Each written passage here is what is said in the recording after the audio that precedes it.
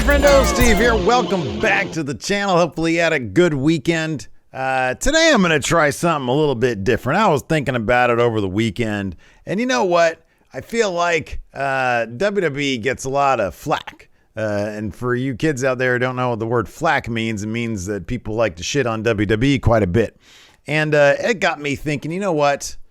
I get this question a lot. I get people, I just got it today on my Twitter, at MFSteve here.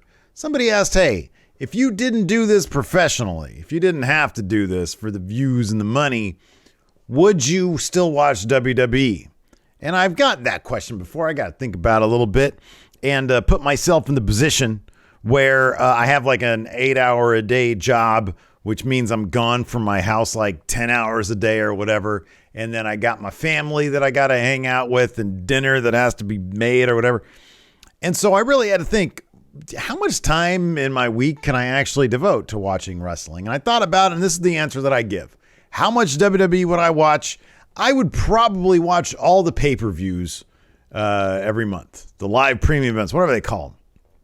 And those would be my litmus test for whether or not I would watch Raw or SmackDown, or I guess NXT, but I don't really see me watching that during the week if I wasn't watching it professionally. But I'd catch the pay-per-views, which generally are actually pretty good. Like, it's kind of rare these days that WWE puts on a full-on stinker pay-per-view. Usually there's decent matches on those pay-per-views. So the answer is that. I'd probably watch the pay-per-views. I'd probably watch AEW Dynamite because there's a lot of people there that I really like. But in terms of WWE, I'd probably watch the pay-per-views. I'd probably try to catch NXT UK because I legitimately really, really like that. There's always good wrestling there. A lot of characters that I really love over there. But in terms of like what is on cable TV, I'd watch the pay-per-views, and if I liked what I saw, I might then be enticed to watch Monday Night Raw. And if it sucked, I wouldn't watch anything until the next pay-per-view. And I might catch some SmackDown because it's Friday nights, and I'm old, and in general, I'm not doing anything on Friday nights. So there's my answer for that. And it got me thinking, you know, man, we dog WWE quite a bit because, by and large, the company itself doesn't have the best public image. Like all the releases during the pandemic and always, you know, talking up how, oh, we have record profits. And then you look at the creative aspect of things and it just hasn't been like a cool thing to watch for a long time because nobody really cares about their product. Because by and large, creatively speaking, it can be dog shit sometimes. So we all like to dog on WWE. And I was thinking to myself, you know what, man, I want to be positive. I want to say some nice things about WWE. So I figured I'd drop a little list here talking about things that I like about WWE, the best things about WWE happening right now on January 24th, 2022 at 3:21 in the afternoon Pacific time. First up, we're going to start with this guy, Pat McAfee. The energy and enthusiasm and sense of fun that Pat McAfee brings to SmackDown every Friday night, I don't need this, is really infectious. He seems to really love his job. He doesn't seem like he's afraid of losing his job, and that's why he has so much fun doing it. He's there because he likes to do it. The man is a multi-millionaire several times over. He's got a whole empire based off of his podcast or show, whatever it is.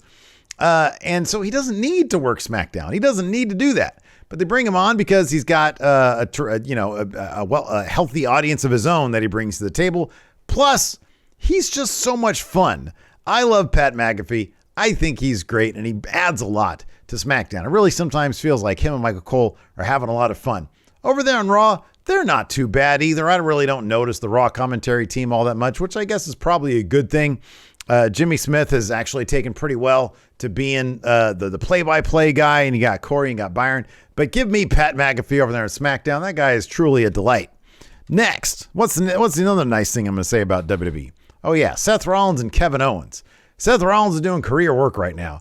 This character he's developed into, the visionary, the style aficionado guy, I think it's absolutely fantastic. He's really playing up this character. It's getting over huge with the crowd. The crowd is really starting to turn him into a good guy, especially now that he's feuding with Roman Reigns. I think Seth Rollins is great. And of course, he's got Kevin Owens. Ever since Kevin Owens re-signed and he turned into the guy who says, I don't tell a lie, I'm honest all the time. He's a bad guy again. And that's what Kevin Owens really always should be.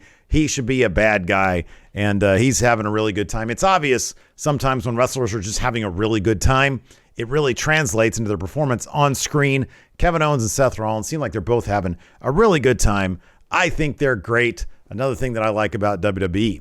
let's move on. NXT UK is my favorite promotion under the WWE umbrella. If you consider Raw its own thing and SmackDown its own thing and NXT 2.0 its own thing, NXT UK, it's 1 hour a week. They always feature a men's match, a tag team match, and a women's match. They don't even have takeovers anymore, which I hope that changes at some point. Maybe when they start opening up, they start loosening up restrictions in the UK. But NXT UK, the characters all, for the most part, it feels like those wrestlers have known each other for like a while. They all have really, really good chemistry. The feuds are always just really sort of efficiently told, and everything there makes sense. There's none of that weird Vince McMahon shit doesn't quite make sense, illogical booking type stuff. It's just straightforward. You're always going to get one of the best matches of the week in NXT UK. I feel like not a lot of people out here are watching it, but honestly, if you're sort of over wrestling and you just want some good stuff for like an hour a week, it's hard to go wrong with NXT UK. It's terrific. I really like it. Next up, another thing that I really appreciate about WWE is their unpredictability. Now, sometimes it's because shit happens and they have to make it up on the fly.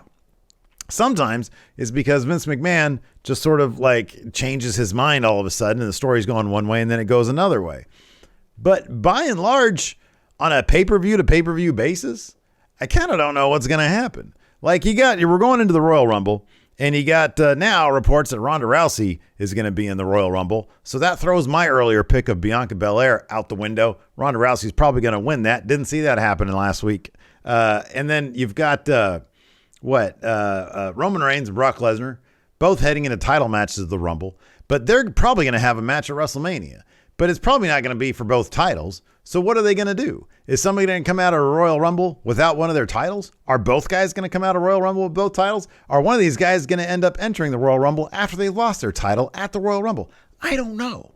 There's a lot up in the air. I have no idea what's going to happen. And that's not always a good thing, because sometimes it just means that Vince is tired of something or he's bored with it. And instead of telling a long-term storyline, he just changes his mind. But therein lies the surprise, right? So the unpredictable nature of WWE sometimes is actually pretty cool. Next up, one current storyline that I actually really like right now is Naomi versus Sonya Deville. It's drug on a little too long, but I feel like they're finally getting to the point of the feud, which probably is a WrestleMania match between the two. They've got a match coming up this Friday. I feel like that's not going to be the end of it, but I think it's been pretty effectively told. I think it's getting Naomi over with the fans again, and I hope that it means they've got bigger plans for her down the line. If Ronda Rousey's actually going to come back, though, that might not be the case, because all the attention's going to be on her. Who's she going to fight at WrestleMania, Becky or Charlotte? Who knows? But we're going to find out. But yeah, I kind of like that Naomi and Sonya Deville are in a match, or in a feud rather, that has nothing to do with titles. It's just one person's being a dick to the other person, and that person's abusing the person's being a dick is just abusing their power. And I like it. And I always like Sonya Deville as a wrestler. So if this gets her out of retirement or out of not being in the ring, then I'm all for it. Another thing I really like about WWE right now, Trick Williams and Carmelo Hayes. Let's face it, NXT 2.0 is not desirable programming. But this is a video where I'm trying to be positive about things, and the one positive thing I can take away from NXT 2.0 is the introduction of Trick Williams and the development into an actual character of Carmelo Hayes. I kind of feel like under NXT 1.0, Carmelo Hayes was just going to be really good dude who used to be in the independent ranks. Really athletic guy. And now he's actually got a personality, and he's got a wingman. He's got Trick Williams, who is fastly, that is not a word, quickly becoming one of the best talkers in the WWE. Whenever they're on screen, I can't take my eyes away from them. I really like Carmelo Hayes and Trick Williams. I think they're great. It's the only reason to watch NXT 2.0, except for, I guess, the possibility that Kaylee Ray is going to beat Mandy Rose, but that's not going to happen. Kaylee Ray is awesome also. Next, another thing I like about WWE, their production value. Their shows always feel big. They always have like big show feel. AEW does have that WCW feel sometimes, where it doesn't feel like it's the biggest thing. I know WWE has like decades and decades of history, which sort of automatically makes it feel like it is the place to be. But it also just, they take all that production money that Fox gives them and USA gives them, and they pump it into their production. And their stuff looks really nice. It always feels like this is the place that you should be aiming to go to, even though for a lot of people, it's a place where they're really miserable. So their production, it always feels really big over there. They do that well. Next up, another thing I like about WWE right now, Roman Reigns, the tribal chief. I think Roman is pretty great, to be honest with you. Ever since he's come back, has it become a little bit stale? I can see that point of view. I personally love when Roman comes out and he just seems annoyed with everybody and he seems like he's better than everybody. I think it's a really cool thing for Roman Reigns, and I really like seeing it. I'm really curious to know where they're going to take his story, because something's going to give sooner or later. I fully expect him to beat Brock Lesnar for whatever they're fighting over at WrestleMania. I feel like there's some cool twists and turns that are coming up because Paul Heyman evidently is behind some of the creative there. I think Roman Reigns is pretty great these days, man. Next, another thing I really like about WWE, RK Bro. The fans love RK Bro. They chant for the RKO. They chant for Randy Orton. They chant for Riddle. They love RK Bro. They're in a fun thing with Alpha Academy right now. I'm kind of looking forward to this goofy academic test or whatever they're going to do tonight on Raw. And they've got great chemistry. Randy Orton seems to be having a really good time teaming with Riddle. So yeah, I'm expecting that to sort of maybe blow up sooner than later, but I don't know. I kind of hope they just sort of let this ride a little bit until it can't work anymore, and then Riddle will turn on Orton. That's what I hope happens. I hope that Riddle just learns so much from Orton that he realizes if he ever wants to get ahead, he's got to turn on Orton, not the other way around. I don't think people want to see them break up. That'd be kind of sad. The last thing is the smallest thing and sort of the lowest on the list is WWE's use of celebrities. You remember back in the day, like 10, 12 years ago, when they had like all those celebrity guests come on, and it was kind of obvious that like they didn't know anything about WWE. They were all kind of clueless. They were just there to promote whatever shitty movie they had. These days, it feels like when they bring on celebrities, the celebrities actually kind of want to be there. I really kind of enjoy the Johnny Knoxville stuff right now. And I know he's promoting the Jackass Forever movie, but Johnny Knoxville, between the Minutemen song Corona, that, you know, the Jackass theme, between his stunt work, he really seems like he has had sort of a career as a pro wrestler, just hasn't been in any wrestling promotions. He fits in really, really well. And I feel like lately, whenever they've brought in celebrities, they want to be there. They work hard to fit in, and they're like relevant, like Bad Bunny. I don't know who Bad Bunny was, but I'm super old. A lot of people really love Bad Bunny, and he's relevant, and he really wanted to be there. And they gave him a great spotlight, and he had a really awesome moment at WrestleMania. I thought that was really cool. Their use of celebrities now is way cooler than their use of celebrities like 12 years ago. And I don't know, I can appreciate that. Do I always want to see celebrities in WWE? No. But if they want to be there and they're having a good time, cool. Why not? Just do it. I love Johnny Knoxville. I think he's great. Anyways, I just wanted to say some nice stuff about WWE. What do you guys think about this? Let me know in the comments below. Check out one of these other videos.